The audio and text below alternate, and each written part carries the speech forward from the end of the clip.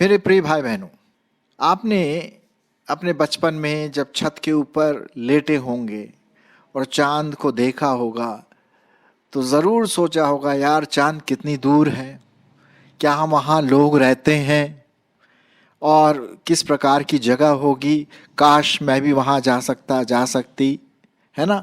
और चांद के बारे में तो साहब कहानियाँ ही कहानियाँ हैं।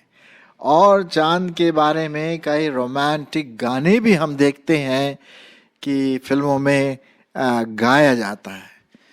एक ऐसा चंद्रमा जो हम सबों को प्यारा लगता है। और बचपन में हम क्या बोलते थे, चंदा मामा, है कि नहीं। चलिए, मैं आज आपके सामने जो 23 तारीख को इतिहास भारत ने रचा उसके बारे में आपके सामने ये बात रखूंगा। और आज का जो हमारा टाइटल है वो है चंद्रमा 3 मिशन सफल। जी हाँ, भारत एक ऐसा देश बन गया, चौथा देश बन गया जो दक्षिणी ध्रुव, चंद्रमा के दक्षिणी ध्रुव में अपना तिरंगा लहरा दिया। 4 साल के अथक परिश्रम और बुद्धिमानी, वैज्ञानिक टेक्नोलॉजी को सबको ध्यान में रखते हुए फाइनली अंत में हमारे जो वैज्ञानिक हैं उन्होंने सफलता प्राप्त की। और जैसा कि आप इस चित्र में देख रहे हैं, चंद्रयान 3 चंद्रमा के ऊपर अच्छी तरह से लैंड कर गया, उतर गया। और हम सब भारतवासी इससे बहुत गर्व महसूस करते हैं और बड़े खुश हैं कि हमारा देश, महान भारत, जिसने अपना तिरंगा चंद्रमा में भी लहरा दिया, बड़ी खुशी की बात है। तो आप सबों को कंग्रेचुलेशन। चलिए हम थोड़ा सा इसके बारे में बात करते हैं, चांद के बारे में, है ना। अब वो दिन दूर नहीं जब लोग शायद मैं तो ऐसा कह सकता हूँ, शायद वहाँ आना जाना पसंद करें, अपनी बस्तियाँ बसाएं। पता नहीं कहाँ तक ये हो सकेगा, लेकिन ये शुरुआत है और शुरुआत जो होती है वो बहुत इम्पोर्टेंट होती है। बाकी आगे की बात तो आगे देखी जाएगी। पहली बात हम देखते हैं कि जो चंद्रमा है और जितने भी तारागण हैं, सूरज है और भी ग्रह जो चारों तरफ हैं, उन सबों की रचना हमारे परमेश्वर यहोवा ने की। अगर आप पढ़ें उत्पत्ति की किताब, उसका पहला अध्याय, किस प्रकार से परमेश्वर ने दिन के लिए सूरज और रात के लिए चंद्रमा और तारागण बनाए, ताकि वो चांद की जो रोशनी है वो बड़ी धीमे से हम सबों पर चमके, बड़ी प्यारी प्यारी धीमी धीमी, है ना। हालांकि चांद में अपनी कोई रोशनी नहीं होती है, चांद तो सूरज को रिफ्लेक्ट करता है ना। उसकी जो ज्योति है उसको अपने में लेता है, तभी हम सूरज की रोशनी की रिफ्लेक्शन को, परछाई को हम देखते हैं, तभी वहाँ पर रोशनी पाई जाती है। ये तो हम सबों को पता है। तो हम देखते हैं कि चांद जो है अपने आप में एक अंधकार से भरा हुआ ग्रह है, लेकिन जैसे ही सूरज की रोशनी उस पर पड़ती है तो फिर साहब हम देखते हैं कि बहुत अच्छा लगता है चांद देखने में। कभी फुल मून जिसे कहते हैं, पूर्ण चंद्रमा, कभी आधा, कभी बहुत कम, अलग अलग प्रकार की जो बातें हैं चंद्रमा के बारे में हम जानते बचपन से और अभी तक हम सीखते आ रहे हैं। मेरा भी बहुत इंटरेस्ट है चांद के बारे में, तारागण के बारे में, एस्ट्रोनॉमी के बारे में, और शायद आपको भी इसके बारे में पता होगा। चलिए, तो ये बड़ी खुशी का दिन है हम सबों के लिए जब 23 अगस्त को 6:04 पर भारत ने एक इतिहास रचा और अपना तिरंगा वहाँ पर फैलाया। तो ये बहुत ही खुशी की बात है। अच्छा, पहले तो हमने देखा कि ये जो चंद्रमा है और भी जो दूसरे तारागण है वो परमेश्वर की सृष्टि है ना। पूरे ब्रह्मांड, पूरा जो कुछ भी हम देखते हैं, जितने भी स्टार्स, गैलेक्सीज जो हैं, वो सब परमेश्वर की सृष्टि की रचना है और उसने ये सब चीज़ें हमारे लिए, आपके लिए बनाई हुई।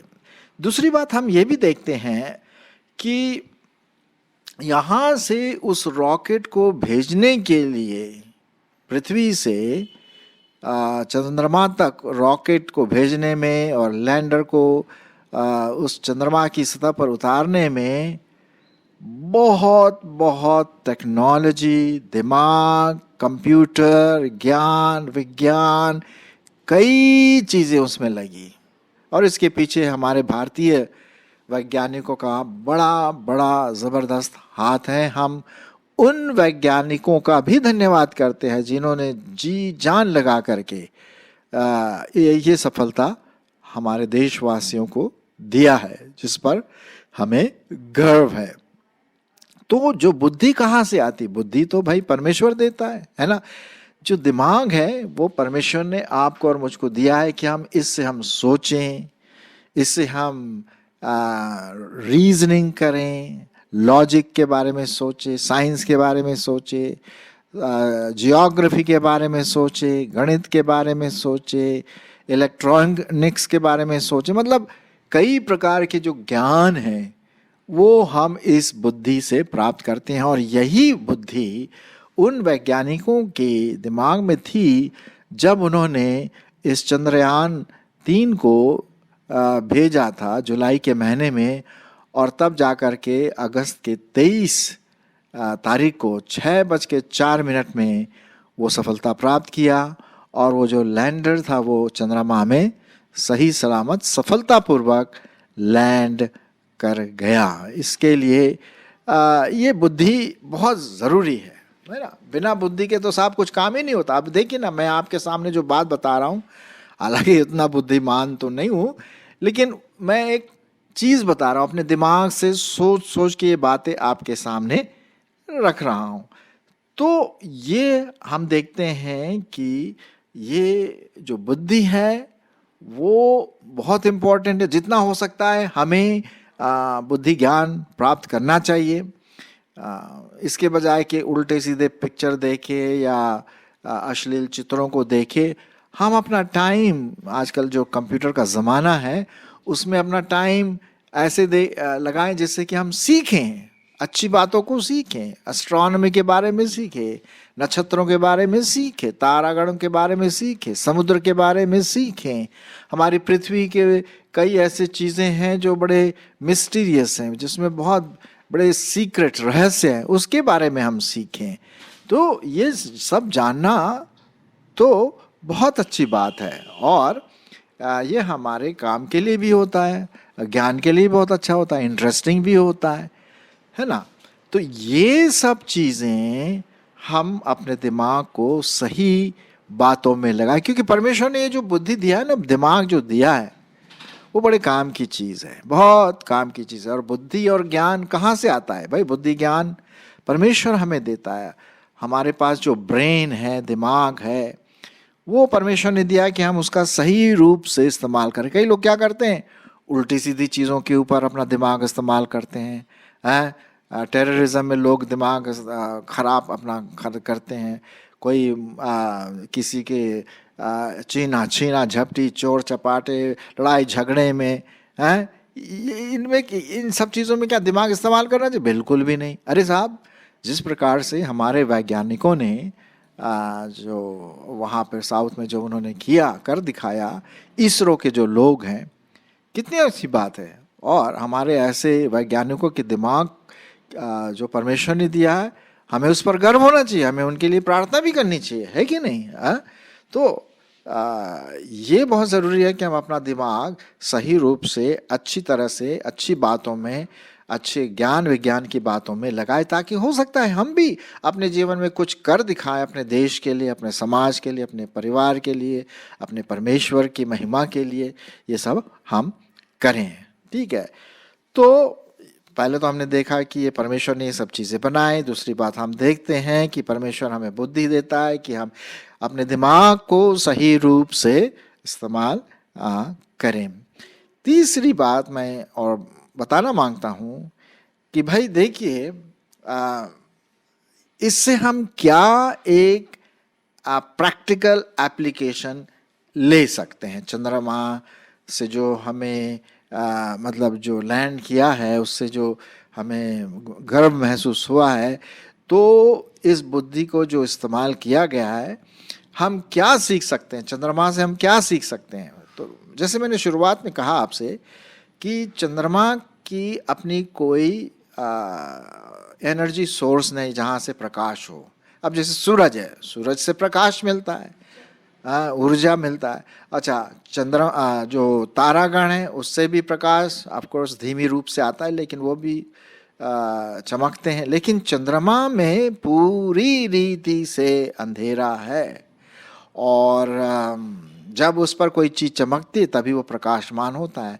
तो उस पर तो सिर्फ एक ही चीज़ चमकती है और वो है सूरज। तो इसीलिए जो उजाला आप देखते हैं चंद्रमा में, वो चंद्रमा का अपना उजाला नहीं है। आप तो खैर जानते ही होंगे इस बात को। वो तो सूरज की परछाई जो रिफ्लेक्ट होके आती है वो हमें दिखाई देता है। और हम बोलते हैं कि आज देखो पूर्णिमा है, आज पूरा चांद दिखाई दे रहा है, या आज चांद आधा दिखाई दे रहा है या कम दिखाई दे रहा है। तो जैसे चंद्रमा की स्थिति होती है सूरज के प्रति, वैसे ही उसकी रोशनी हमें दिखाई देती है। लेकिन अपने आप में जो चंद्रमा है वो बिल्कुल अंधकार में है। वहाँ से कोई ऊर्जा नहीं, कोई प्रकाश वहाँ से अपने में कोई प्रकाश नहीं है। जो भी प्रकाश चंद्रमा से आता है वो परछाई है, जो रिफ्लेक्शन है सूरज की रोशनी का। ठीक है, चलिए हम इससे क्या एक प्रैक्टिकल एप्लीकेशन ले सकते हैं। मैं तो यूं कहूँगा भाई, देखिए कि जिस प्रकार से सूरज की रोशनी चंद्रमा पर चमकती है, उसी प्रकार से प्रभु यीशु मसीह की ज्योति, प्रभु यीशु मसीह की पवित्रता, प्रभु यीशु मसीह का जीवन हम विश्वासियों पर भी चमके। आप समझ गए, है ना? जब तक कि पवित्र आत्मा की रोशनी, पवित्र आत्मा की पवित्रता, प्रभु यीशु मसीह की पवित्रता, परमेश्वर की पिता परमेश्वर की पवित्रता अगर हमारे जीवनों में नहीं है तो हम नहीं चमकेंगे, है ना?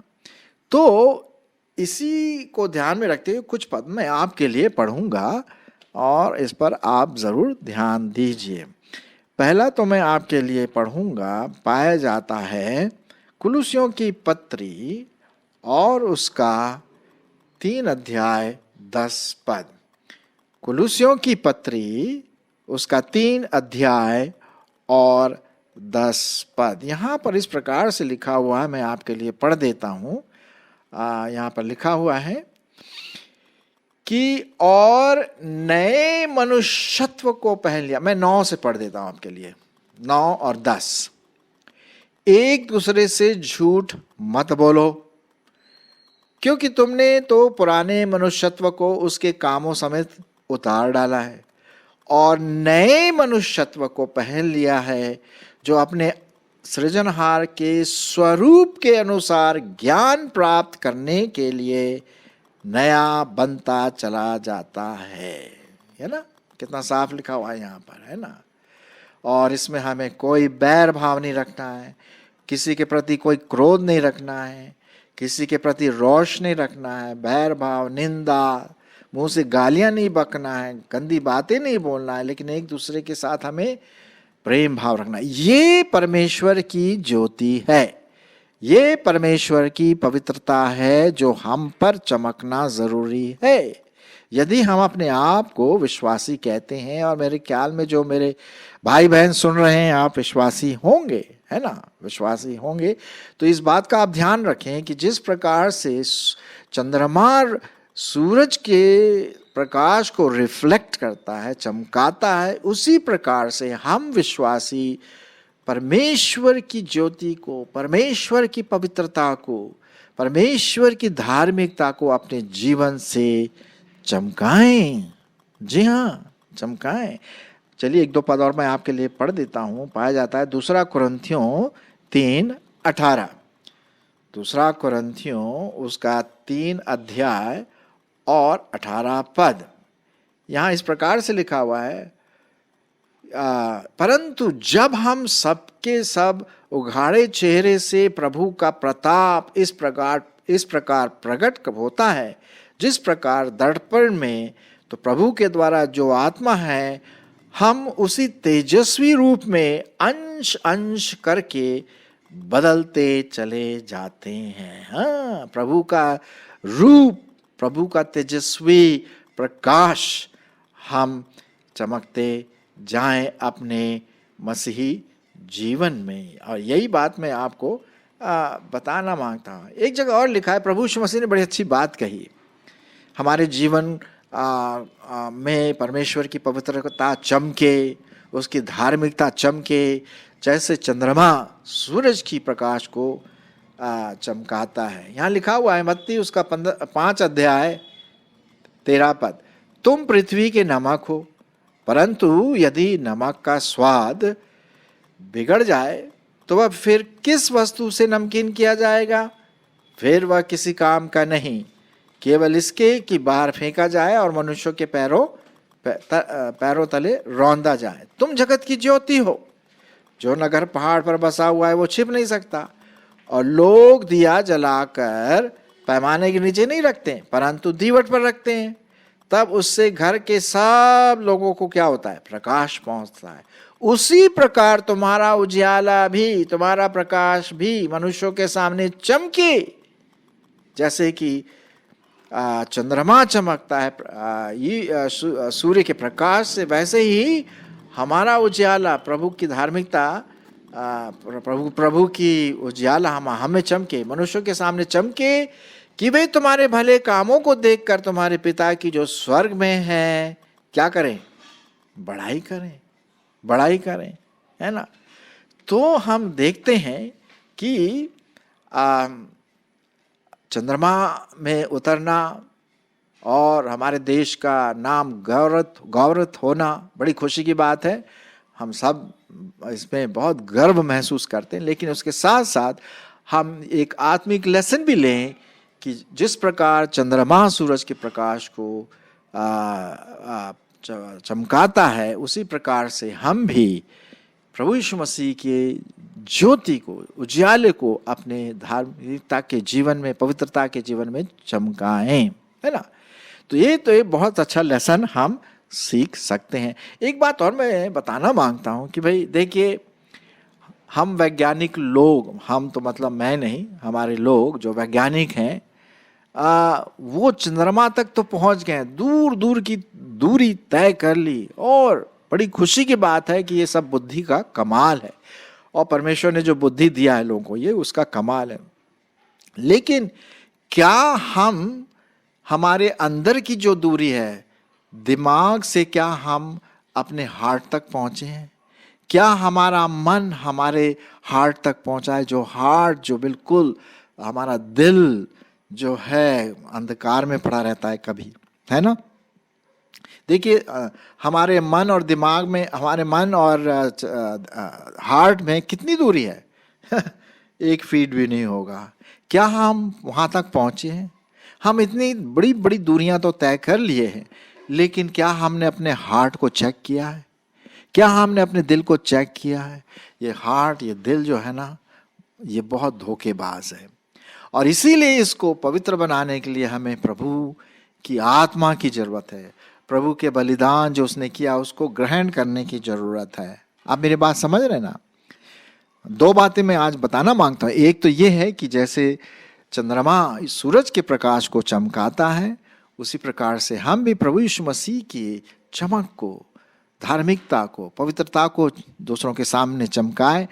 और यदि हमारा मन और हमारे हृदय के बीच में जो दूरी है, हमारा हृदय जो अंधकार में अगर है, यदि हमने अभी तक प्रभु यीशु मसीह को ग्रहण नहीं किया, तो उस दूरी को और तय कर लें, है ना। उस दूरी को और तय कर लें, क्योंकि मनुष्य इस दूरी को कभी कभी तय नहीं कर पा जाता है। ये मन हमारे हृदय को नहीं समझ पाता है, जो कि बहुत पास है। क्या हम इस दूरी को तय कर लें, है ना। तो यदि आप प्रभु को नहीं जानते हैं, तो अपने दिल को चेक करें, अपने मन को चेक करें, और प्रभु को अपना जीवन पूर्ण रीति से दें। एक बार फिर से अब मैं कंग्रेचुलेट कहता हूँ अपने सुनने वालों को, भारतवासियों को, जब चंद्रयान 3 मिशन जो सफल हुआ, और जब हमारा भारत जो है, भारत देश का तिरंगा चांद पर लहराया गया, बड़ी खुशी की बात है। हम अपने देश के लिए प्रार्थना करें, अपने वैज्ञानिकों के लिए प्रार्थना करें, है ना, और अपने आप के लिए भी प्रार्थना करें कि हम प्रभु यीशु मसीह की ज्योति, उसका उजाला दूसरों तक फैला सके, जैसे कि चंद्रमा सूरज की रोशनी को हम तक पहुंचाता है।